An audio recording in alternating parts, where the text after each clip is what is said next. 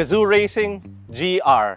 Two letters that are supposed to signify the best that Toyota has to offer in terms of performance. Here today we have with us the Toyota Fortuner GRS. It was introduced not too long ago and now sits in the local lineup as the mid-size SUV top spec offering. Will it be able to live up to the new badge it has plastered here? I think some of you guys already know the answer to that, but let's get into it anyway.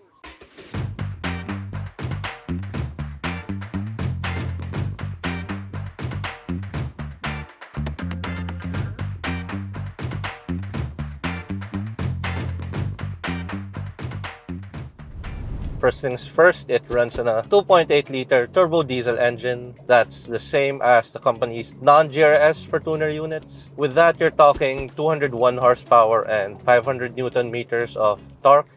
And if you have driven the Fortuner or perhaps any turbo diesel powered Toyota the past couple of years, you already know that it's a solid overall package. The throttle response feels great. There's definitely more than enough pull to get you going on the highway to reach 100 kilometers per hour. There's no lag, no kick, so things are smooth. And while I would not describe the performance of the engine as refined overall, there's minimal rattle and noise emanating from the engine that gets into the cabin while you're behind this thing's wheel. Yes, the Toyota Fortuner GRS does come with a GRS badge plastered all over the place, but as I said, no changes to the engine setup, and thus you're not supposed to expect any drastic performance gains.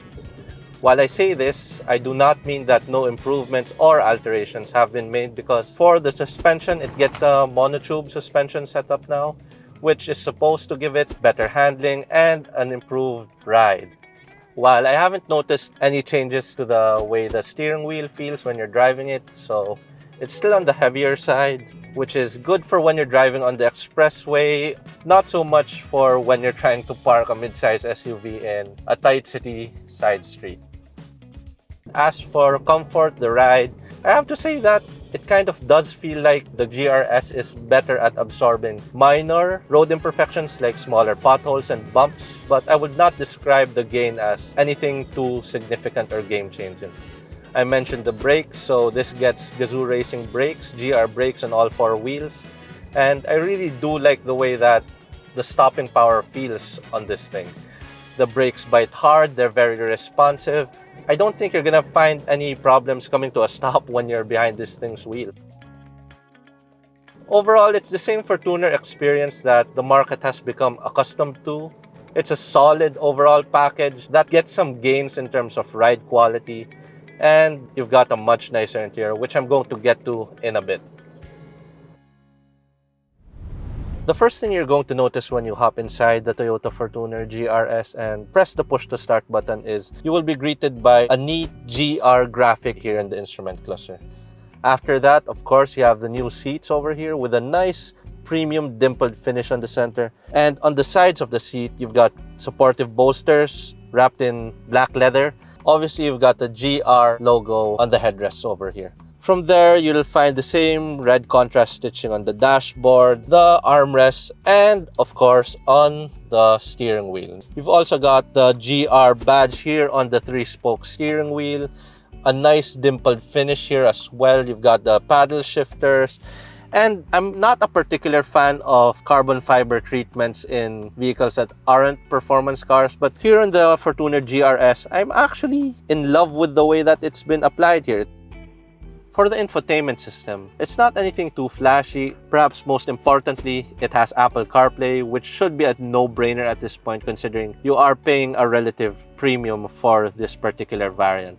And speaking of premium, it gets a premium JBL sound system, which I've found is rather punchy. I actually pretty much like it. You've also got the hidden cup holders here in the center. You've also got a convenient charging pad for smartphones with wireless charging capability here. Other features that are worth noting, you've got steering wheel audio controls, safety features, you've got Toyota safety sense bits like cruise control, a pre-collision system, all that stuff.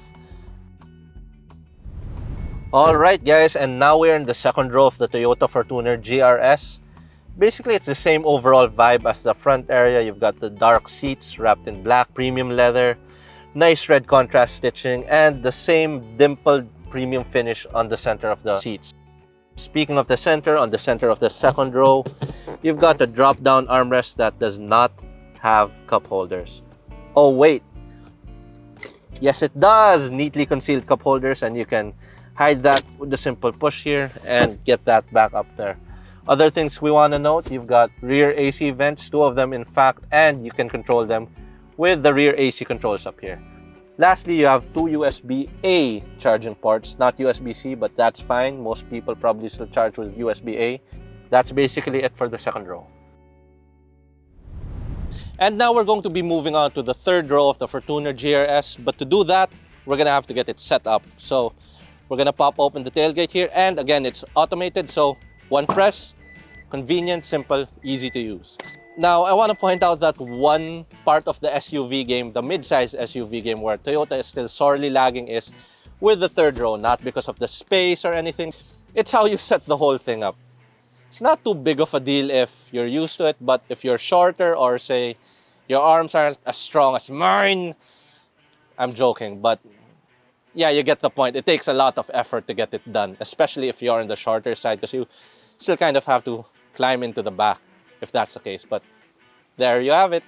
And we've made it into the third row of the Toyota Fortuner GRS. As you can see, there's not much space here. And to even fit in here, I had to slide the second row all the way forward. There's still not much space, to be honest. Plus, the rear AC vent, the one in the third row at least, is right in my face. So I can't imagine that my eyes are gonna appreciate that. There's no way I'm gonna wanna be stuck back here.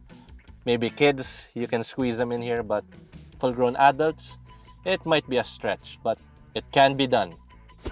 So let's move over to the exterior. I think Toyota's done a great job balancing the new energetic vibe for the GRS variant with base Fortuner look. So two-tone paint finish, white and black, simple, classy. I like it. Same goes for the 18-inch alloy wheels. Classy, gloss black finish. On the sides, you've got side steps, GR visors with the same matte carbon finish you'll find on the center console. Blacked out side mirror housing, so let's move over to the front now. More gloss black finishes. New grille design, large Toyota logo. The sensors and cameras, by the way, are neatly concealed within all the black components, so it's not gonna stand out. GR badge, obviously, and a new front bumper. And to cap things off with the Toyota Fortuner GRS, let's go through some pros and cons. So first, let's get into the positives. I'm a glass half full kind of guy, so we're gonna start with that. Positives, number one, I really think Toyota nailed the look they were going for here. It's sporty, it's energetic, it's a GRS unit.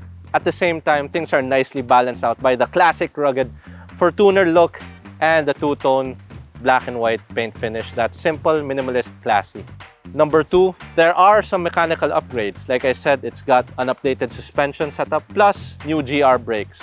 Number three, I can say the same thing about the interior as with the exterior. I like it. The entire vibe is carried over nicely inside with the new seats, touches like the red contrast stitching and the new finish on the said seats. And finally, it's a Toyota Fortuner. It's about as reliable as mid-size SUVs come. That's something you have to take into consideration when you're talking about Toyotas. Now, for the cons. Number one, it's well over 2.5 million. So it's definitely pricey. And number two, I did mention there were some mechanical upgrades, but I have to say I wouldn't consider them game-changing or significant. You have to know what you're getting into here. It's mostly visual. There are some mechanical upgrades, but you're really buying this for the sporty vibe and the energetic exterior design. Overall, I think I can safely say that it's a 7 out of 10 for me. Let me know if you think that's a fair score in the comment section.